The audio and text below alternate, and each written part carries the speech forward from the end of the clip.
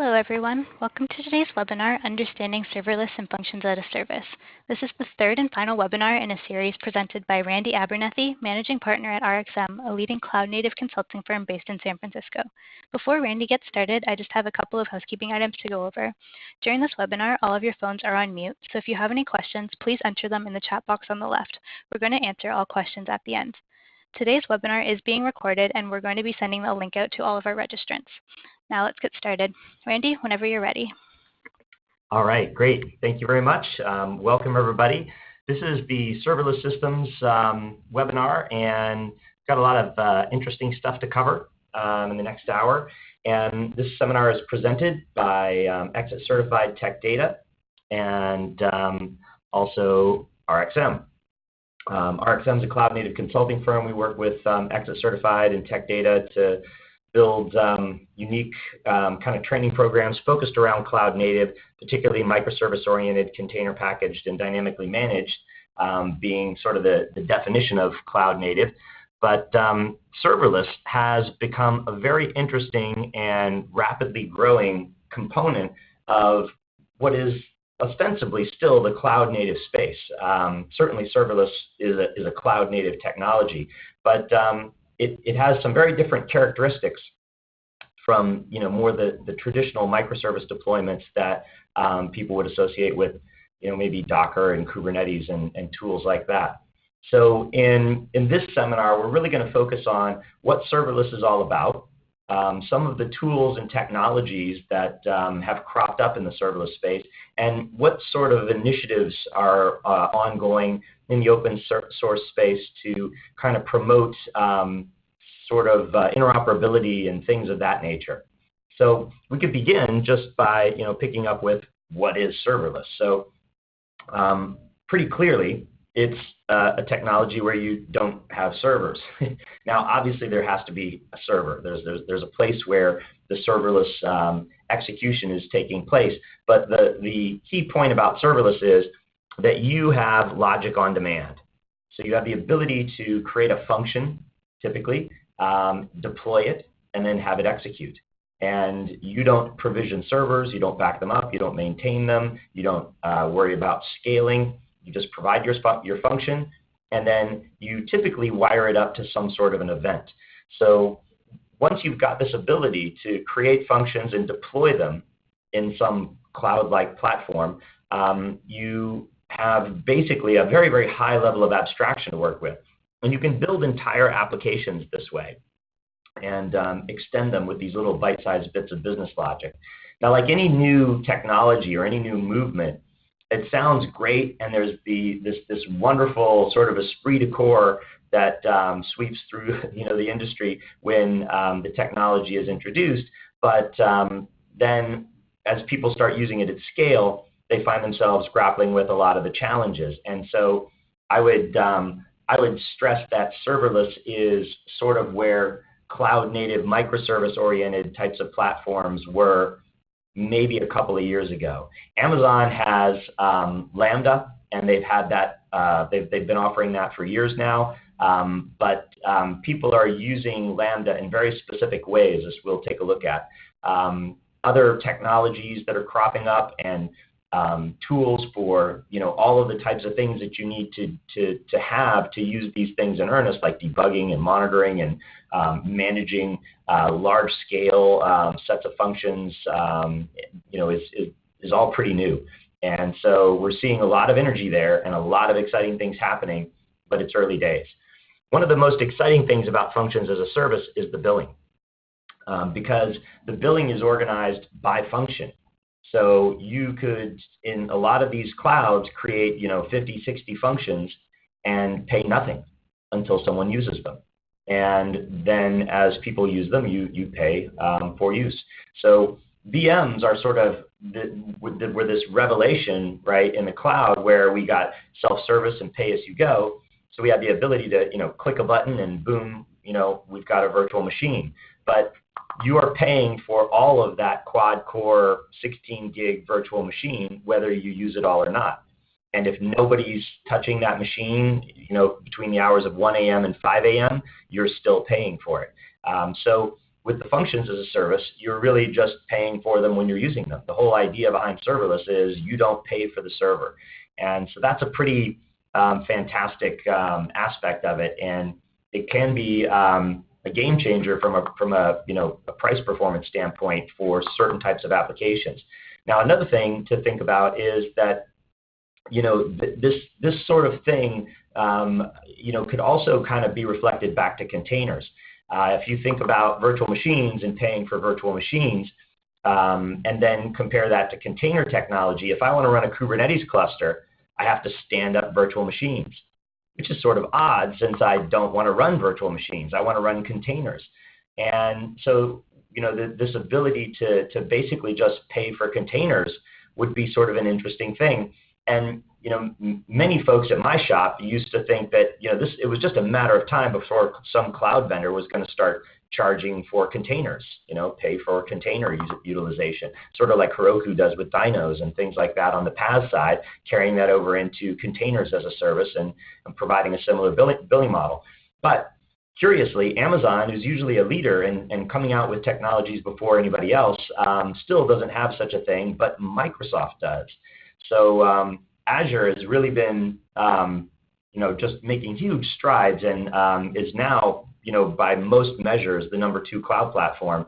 And they were one of the first ones to come out with, with pay for the container rather than the VM. So we're seeing billing models change as the level of abstraction rises, and the billing models are changing to match the ways that people actually want to use these systems. So interestingly, everybody who's offering functions as a service or a serverless type of environment is pretty much billing for the function usage rather than the virtual machine. So that's kind of a pretty exciting piece of the puzzle, at least for CFOs and CIOs who are trying to manage costs. There's some interesting things that you can certainly do there if you design things right. And then the final point here is that serverless approaches can basically give you the ability to completely scale out to massive size. And how well is this done? And that's a very interesting question, right? If I have a function that I've uploaded to, say, Amazon, and 15 people are calling that function over the internet, and then all of a sudden it's 15,000 or 1,500,000, what happens? Is it going to scale instantly? Is it going to take a while? And those are questions that you can't answer in the vacuum. You have to talk about a specific platform and how they work. And because all of this is so new, there's a lot of variation. And so the responsiveness of the abilities of these systems to scale out, varies from vendor to vendor. So we'll take a look at each of the vendors and talk about some of the pros and cons of each of the offerings that they provide.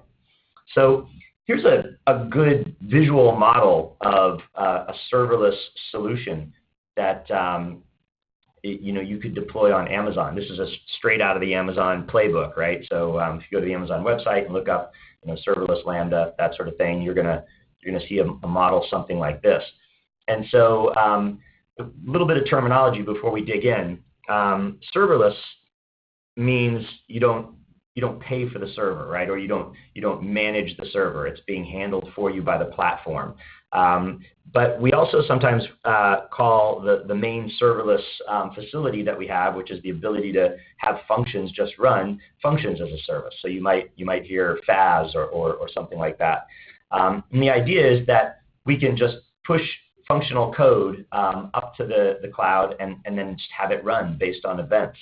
Well, there are a lot of possibilities for triggering these functions, and it doesn't have to be through a sort of a RESTful style API gateway. But in this example, that's exactly what's happening, and that is a common use case. So imagine that you want to run a website. You want to have a dynamic website that customers can use, but you don't want to pay for servers. You don't have any idea what the utilization is going to be. Maybe it's going to be very, very spiky. You're going to need huge scale on certain times a day, on certain weeks, and then very, very small scale other times. And you just sort of want to get rid of the whole, worry of managing VMs and being billed for VMs. And when you're using VMs, you always have too few or too many, right? It's almost never the case that you have the exact right amount. So And of course, you can auto-scale VMs and things like that, but booting up a VM takes a while, right? If you want to be able to scale in a very responsive way, you kind of need a different structure. So we could build a website such that our clients fire up a browser and then use a URL that takes them to Amazon S3. Amazon S3, simple storage, is basically a bucket-oriented kind of object store, and all of the objects that it stores are identified by URLs. If we make that URL public, anybody with a browser can load that URL up. Well, on S3, we could put HTML files, we could put CSS, we could put JavaScript, and all of the things that we need to supply our website. So basically, it's a web serverless, website, more or less. But then what about the dynamic part of it, right? What if this is a single-page web app and we want to do a bunch of XHR to do dynamic retrievals from databases and be able to update things and fun stuff like that? That's usually where you need to get into running a VM with a web server and then, install a CGI gateway with some stuff, or, use PHP or Rails or something to get those interactive requests processed and sent back out. Well, with serverless, we can skip all that. With serverless, we can, for example, use Amazon's API gateway.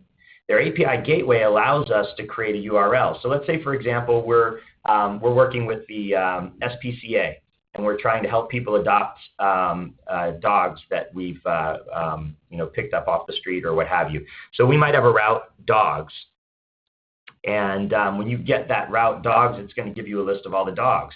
So what we could do is we could go into the gateway and set up this route dogs, and we could say when somebody uses the get verb on that route, invoke this function. And so we could build a Lambda function then that just goes to Amazon's DynamoDB, pulls up all of the dogs that we have that have not been adopted, formats them in a JSON or something like that, and sends it on back. And then our XHR routine in the browser could display all that stuff in a nice chart. And so in this model, we don't have a single VM. It's just services that we're using. And the place where the business logic lives is right here, right? The front-end business logic lives in these static pages that we're loading to the browser, and the back-end business logic lives right here. Everything else is glue, right? And when you think about this gateway, this is the guy that's generating events, right? So events, are really created by a user in this case, but they flow into this gateway, and the gateway creates an event that fires off that function. And since this function is running in Amazon's infrastructure, so that function is really running on a VM in EC2 in Amazon's world, it has access to all the Amazon services. It could do big data stuff. It can hit NoSQL databases or SQL databases, whatever you'd like. You can wire up services from Amazon like Cognito that takes care of user authentication and user account management, things like that. There's all sorts of interesting ways that you can wire up these services. So if we wanted to take a quick tour of the history of functions as a service or serverless, it probably started in 2006 with a little company called Zinke, which is basically a spin-off of Canon Europe. And the idea that they had was, there's people that are building, lots of code in the browser, and when they want to make XHR requests to the back end, wouldn't it be cool if you could just provide the JavaScript code that you wanted to have those XHR functions call?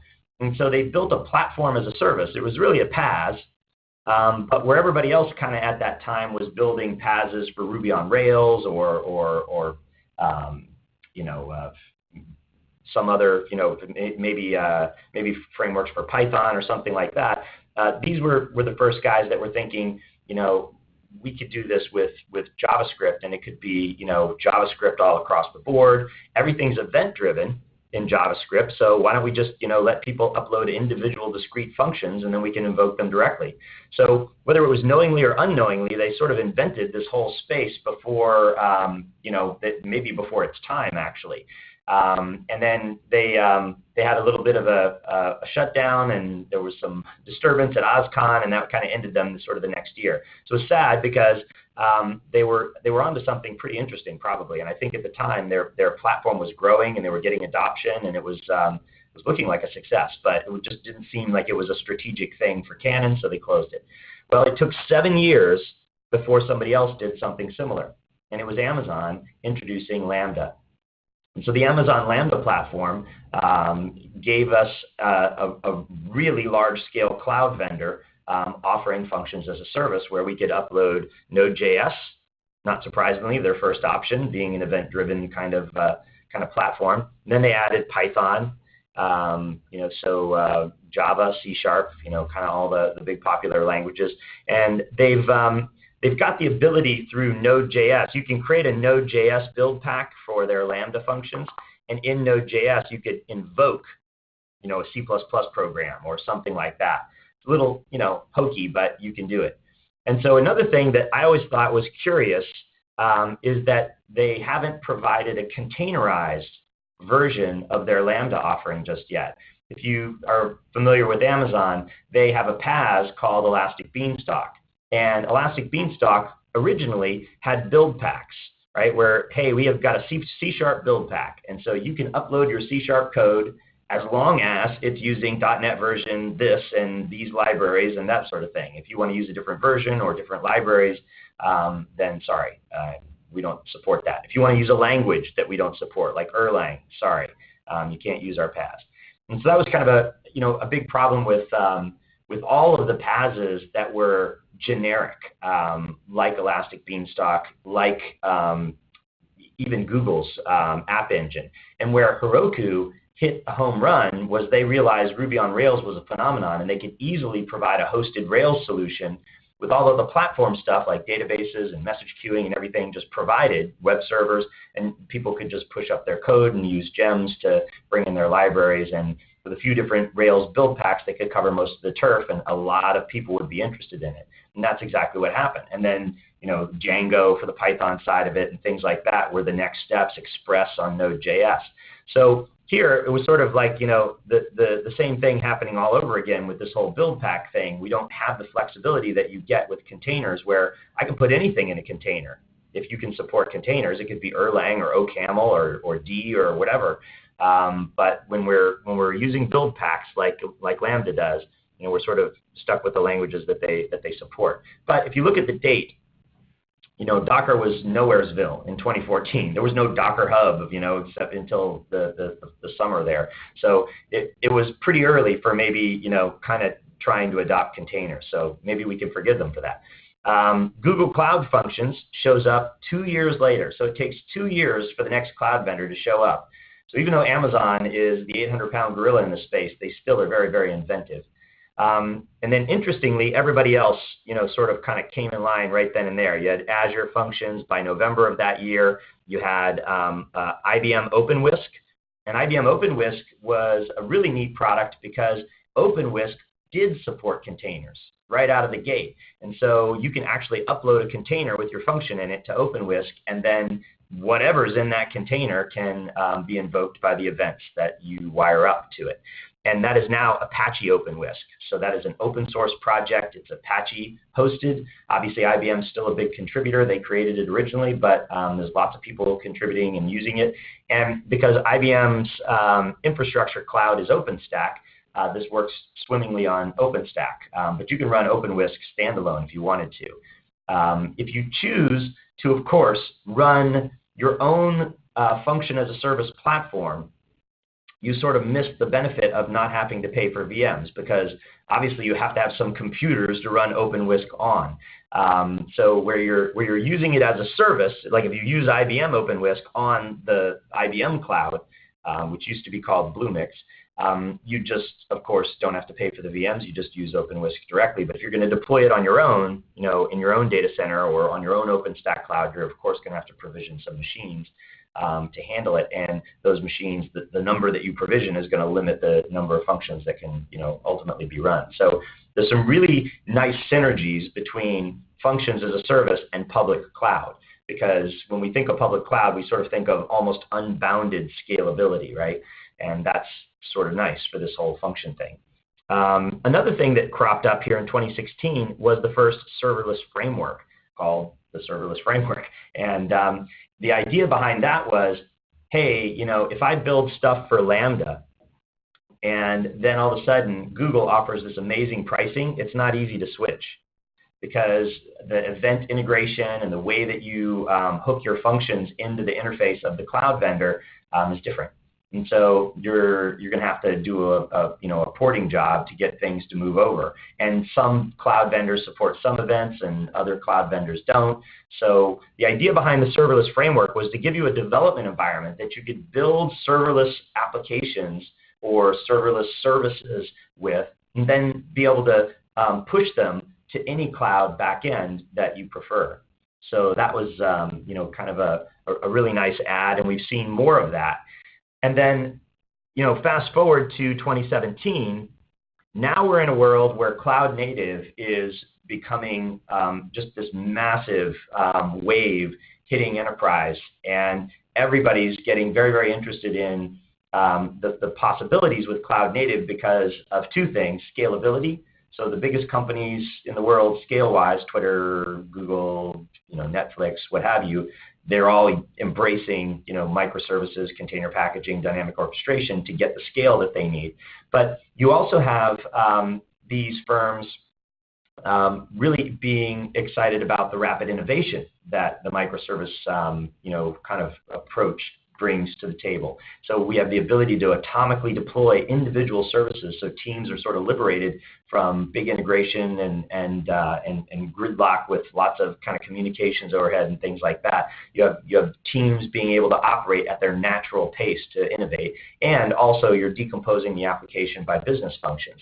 So one could argue that these things sort of carry over to the function as a service model in many ways if you want to do it right and if you want to get all of the benefits from it. But also because these cloud-native platforms are really, getting huge traction, whether it's Kubernetes or Kubernetes on Mesos, or whether now Docker has just announced support for Kubernetes on Docker Enterprise. So you've got all these platforms supporting Kubernetes. Wouldn't it be nice if we could run functions on Kubernetes? And of course, OpenFaaS shows up in January of 2017 as the first Kubernetes function as a service framework to run functions directly on Kubernetes. So whichever platform you choose and whichever environment you are interested in working with, there's a function as a service option, growing. This is, by the way, the Cloud Native Compute Foundation landscape, and it's updated pretty regularly. This is 9.9, I guess. I think there's probably 9.11 or something out. You can find it on the web right here. It's on GitHub and freely available. And it's a really cool way to kind of get your head around all of the different layers, the infrastructure at the bottom, the provisioning systems that can dynamically provision that infrastructure, the runtimes, whether it's the container piece of the puzzle, the networking piece of the puzzle, or the storage piece of the puzzle, and then on up through orchestration and app deployment, full vertical platforms, and so on. Well, this box right here is the function as a service box. That's the serverless box. I mean, look at that.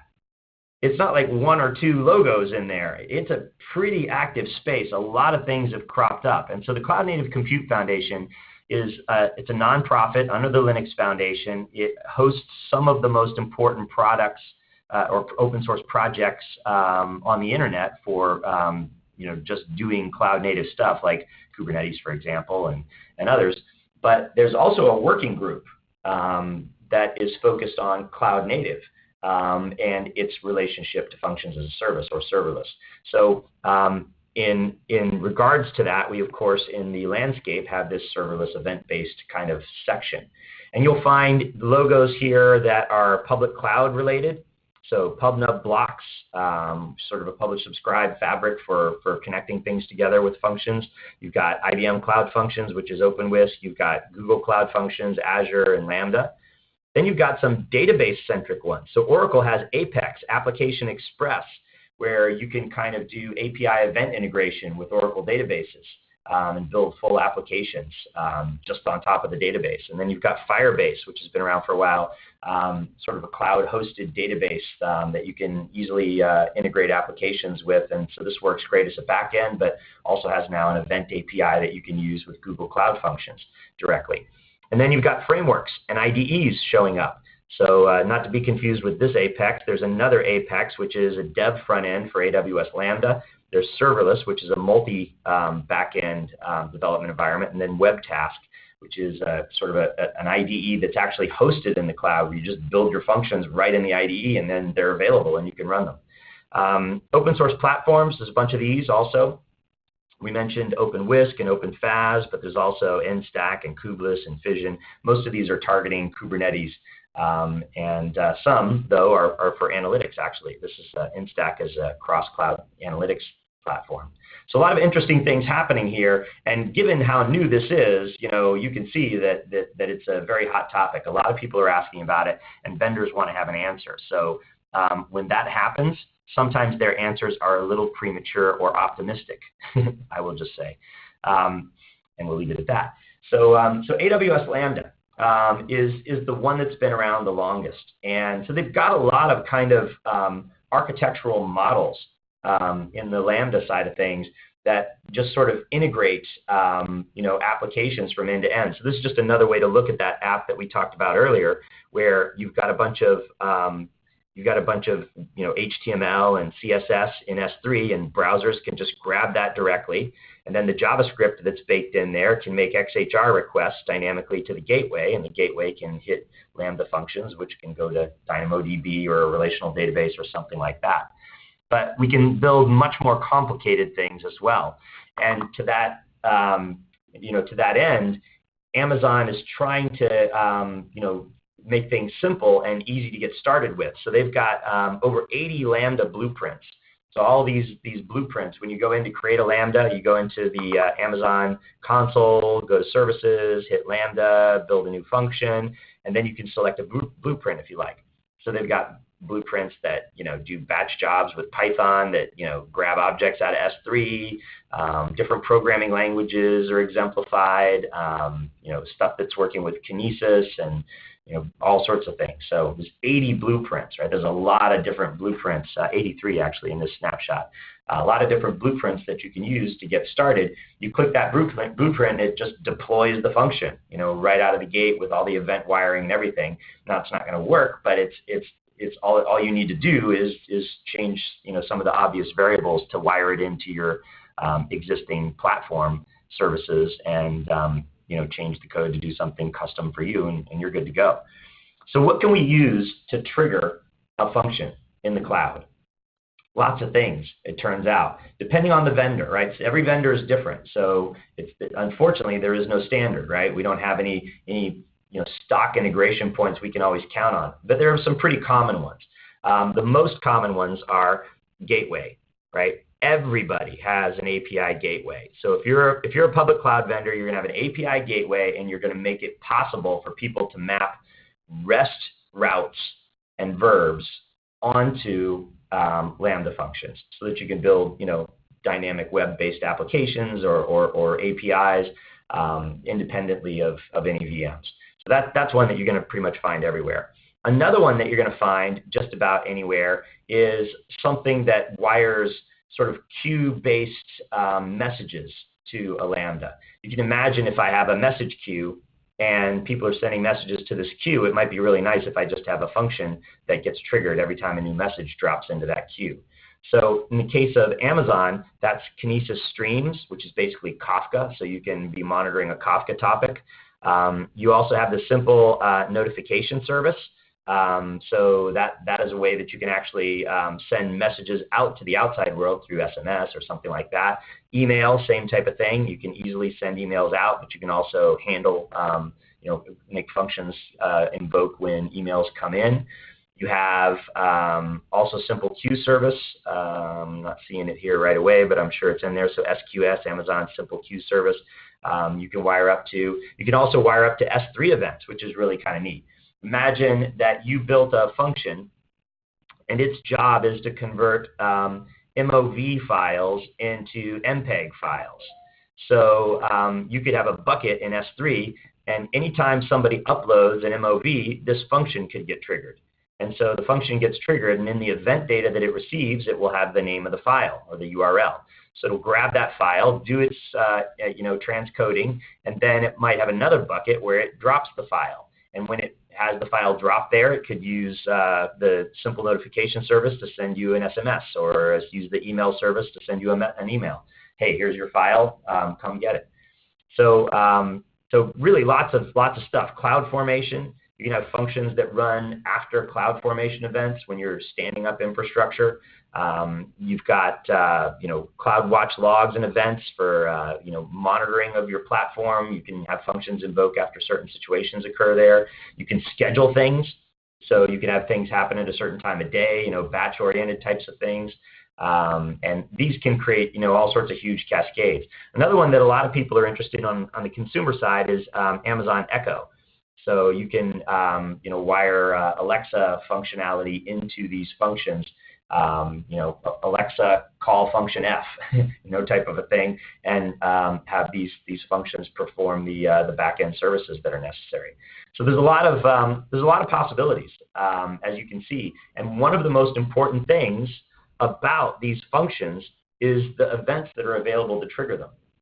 There's really two pieces of this puzzle. There's running the functions and how that works under the covers, which is sort of a little bit opaque. And there's the events that you can use to trigger them, right? Those are the two things that as a developer, you probably really care about the most. How can I make my function run? How can I wire it up to the events in my application domain that I want to respond to? And then, in fact, is it going to be running in a performant way? What's the cost? And all the operational things of running the function. So the support on Amazon, we'll look at a few different cloud vendors, but we'll start with Amazon since they've been around the longest and probably have the most adoption. The way that you can get your functions into Amazon is threefold. You can either just dump some raw code in there, so you can literally go into the console or use the command line tool and just dump some code into the editor, and that's it. Or you can upload a zip. So you can upload a zip with the SDK or with some buttons on the console, and then you can also put your code in S3. So whatever works for you, you can do. S3 is kind of convenient, but if you've got a build pipeline that can automatically drop a zip, that works fine as well. And in Amazon at the moment, Lambdas can be coded in C#, Node, Java, or Python. And that's sort of the downside, if you ask me. I mean, there's no containers, right? These are your options as of, I don't know, this was probably screenshot maybe a month ago, so it's possible they've added something else. But you can see they've only got, particular versions of Node and particular versions of Java. And so if you wanted to, build your stuff with Java 9 today using, the pre-release stuff, you can. If you wanted to use Java 7, you can. Those are the build packs that they've got. So we're sort of kicked back to the days of build packs in the platform as a service world when we're using AWS Lambda. But the one interesting thing is that there's tricks and hooks, and they're pretty easy to find on the internet, that you can use Node to launch apps built in other languages and things like that. But it still kind of takes away some of the elegance of this static runtime that you get from a container, with environment variables being baked in, command line arguments being baked in, and all that sort of stuff. And sure, you can work around those types of things, but there's some restrictions to having to use build packs. So that's the basics of getting the code up there and what kind of code you can use. The next thing that we need to specify is the kind of events that we're going to hook into, and which services you might want to use. So in the case of a Lambda, you've got your function name and description, the runtime that you're going to use, and then you've got your code. And your code can do whatever it really wants. But in the case of AWS, we get this standard handler invocation right here. And so the handler is going to get an event, a context, and potentially provide a callback. And so you can see, you can check to see what kind of operations might be invoked, and that's defined as your event operation. You can look at the event payload, and what do these things mean? What is the event operation? What is the event payload? Well, that's a darn good question. and it depends on which cloud you're in, and it depends on which event you're wired up to, what that is going to look like.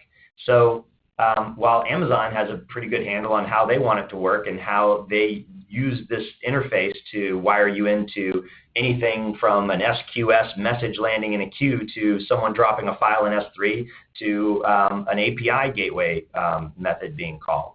So they're all very different, but the same API is used, the same mechanism for invocation is used regardless.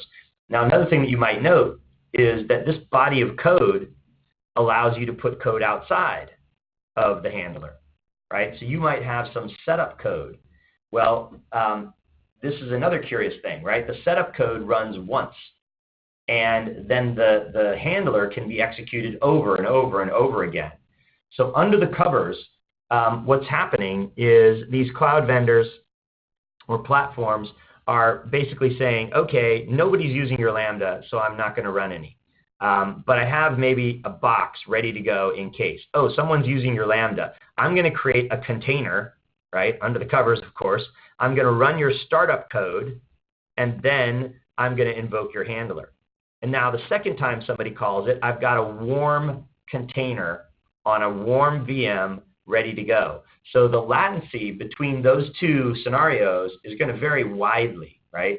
From, hey, the startup code has to run, and then I invoke the handler, and potentially I might even need to, worst case, spin up a VM.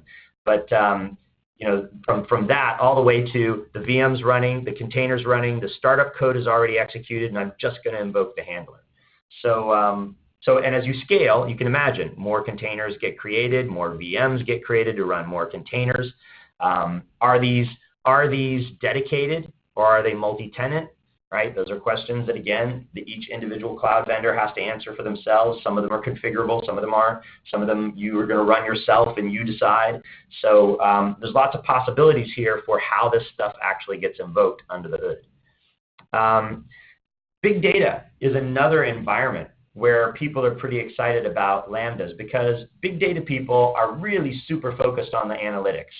They don't care so much about the platform or the tools beyond wanting to use them. And so, setting up all the infrastructure and Hadoop and Spark and all these things is not the thing that the big data or the data scientists are keen on. They're keen on, doing analytics. Well, if you start thinking about functions as a service, you're dealing with a very high level of abstraction now, because you're just writing the analytic code in that function, and you can sort of forget about everything else. So there's a lot of things to like about functions as a service or serverless in a big data context. So you can imagine a scenario where maybe somebody posts some data to a logger endpoint through an API gateway, and then that invokes a Lambda function. And maybe that Lambda function does some formatting, tweaks some stuff, and then writes that data to a Kinesis stream. And so that Kinesis stream, Kafka topic essentially, could be monitored by anybody, including another Lambda function, which then could write that data into DynamoDB. And then web apps could immediately see that data, that sort of thing. And don't forget that putting something into a Kinesis stream topic could kick off 17 different Lambda functions in parallel if it needed to. And then you've got things like DynamoDB emitting events, right? We saw all those different things in Amazon can emit events. So you could have any new record, any new aggregate element being dropped into a DynamoDB database, new JSON block could cause an event. And we could have another Lambda that triggers off of that. And that guy might dump some stuff into Firehose, which then sends it out into an S3 bucket, which then you can do Elastic MapReduce on, or Redshift, or what have you.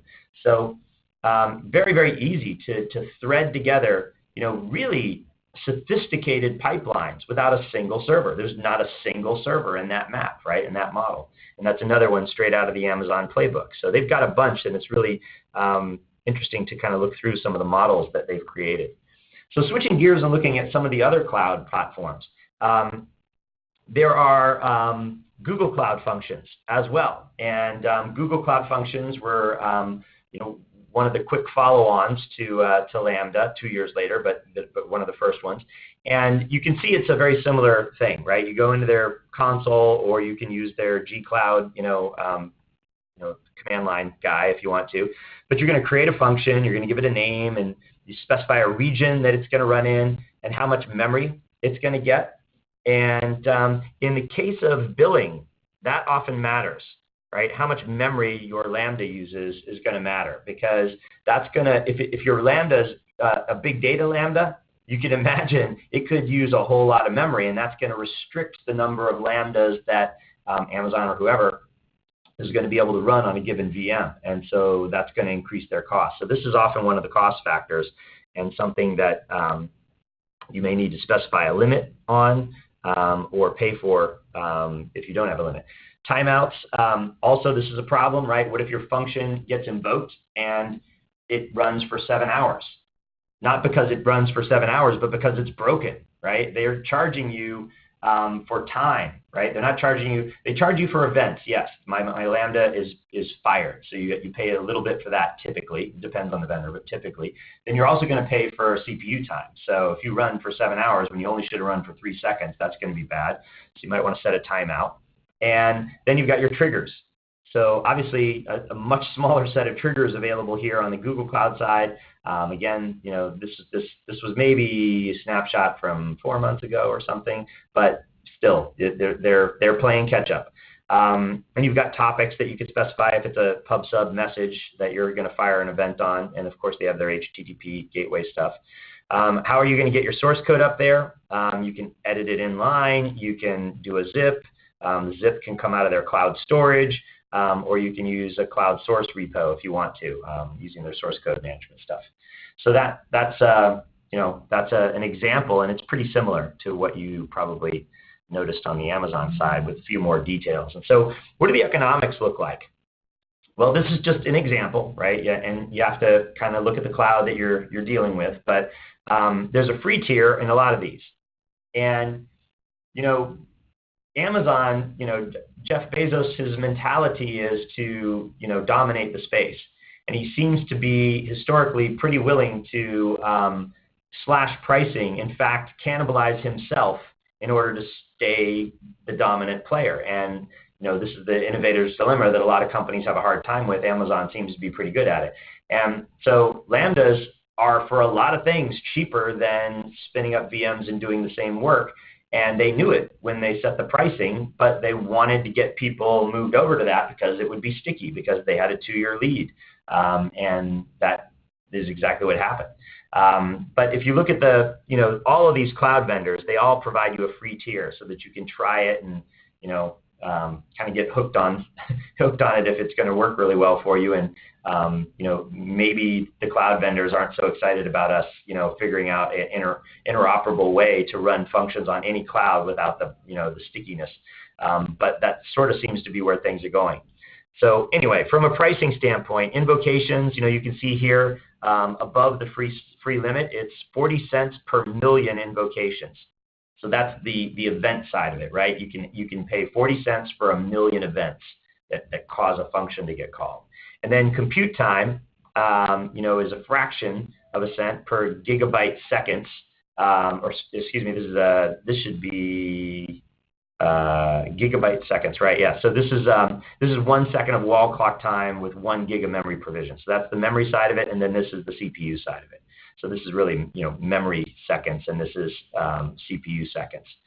And then you also are going to pay for outbound data. So if you send data outside of the cloud, they're going to charge you for that. And if data is coming into the cloud, sometimes you get charged for that, sometimes you don't. Here you're allowed to pass any amount of data that you'd like into the Lambda.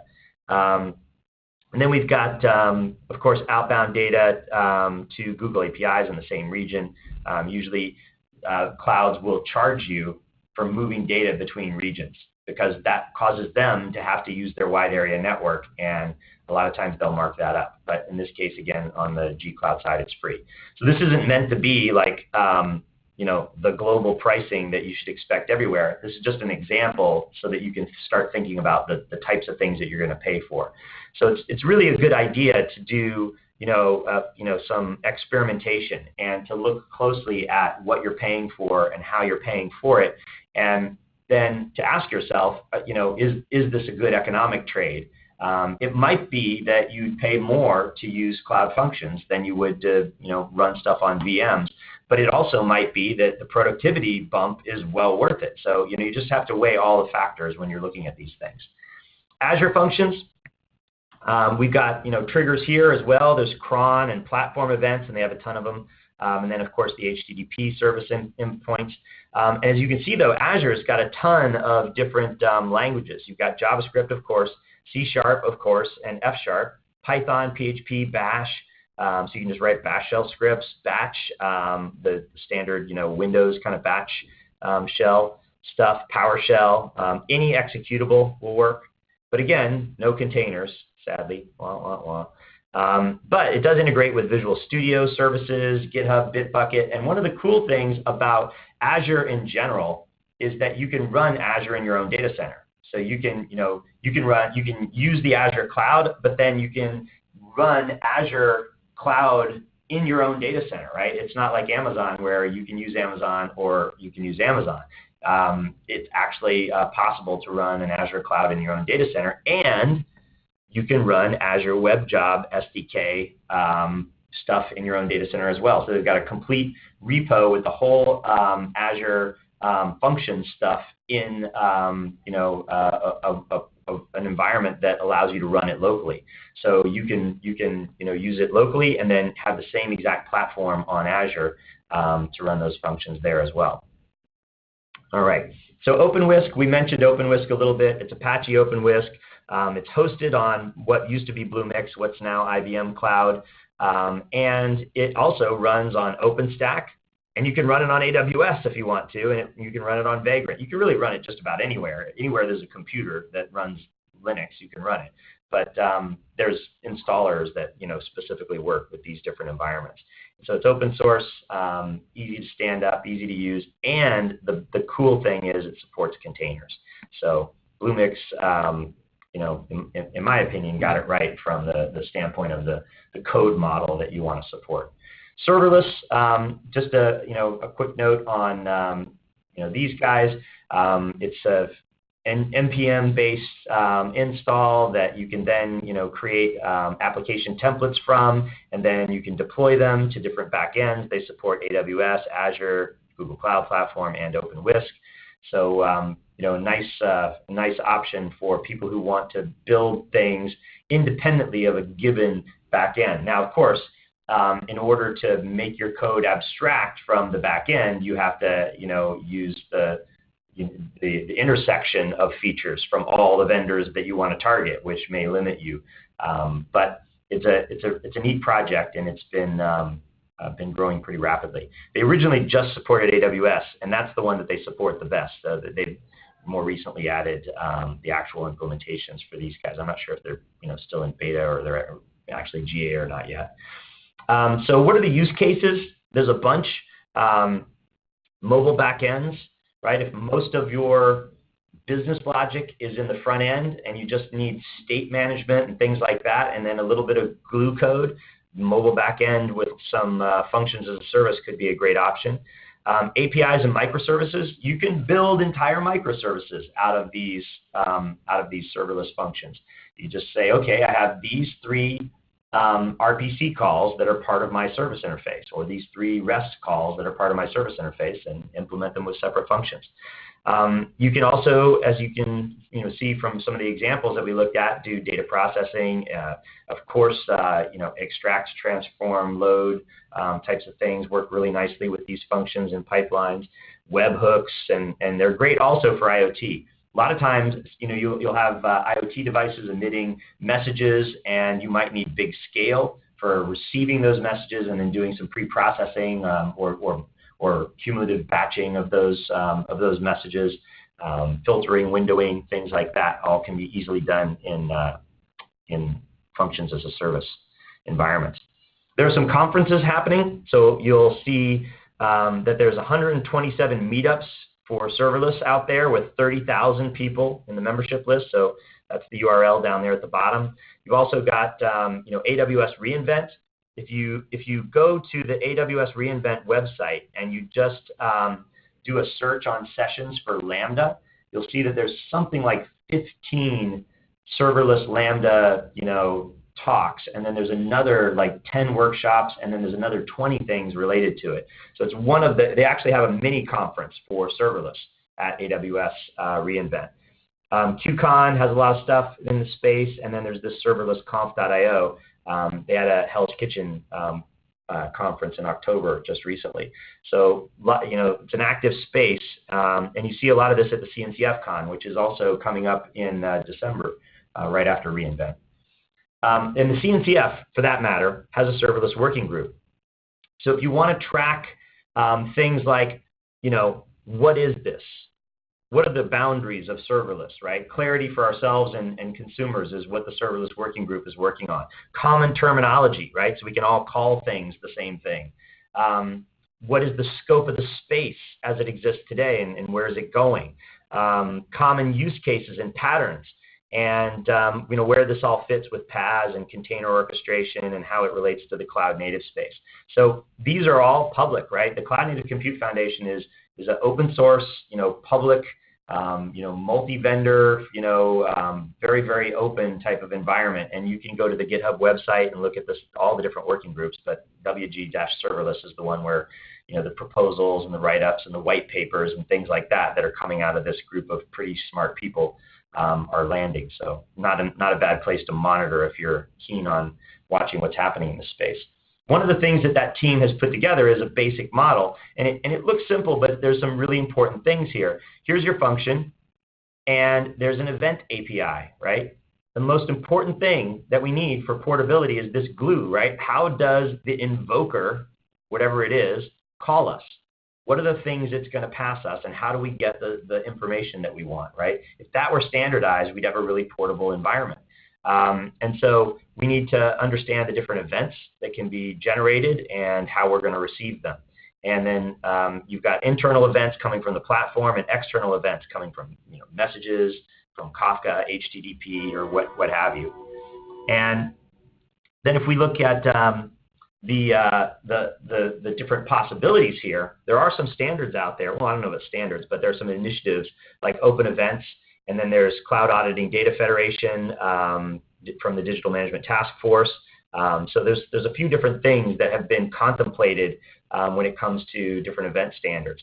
And so you can see that the working group is coming up with kind of different invocation models and thinking about different ways that these functions as a service could fork and join and permute as they're used in different patterns. So I know we're getting kind of close to the wire here, so I think what we'll do is just kind of leave it at that and maybe take a few minutes here at the end to see if there are any questions. Thank you, Randy. If you do have questions, please just remember to enter those into that chat box on the left. We don't currently have any right now, so I'll also just remind everybody that we will be sending this recording out to you next week.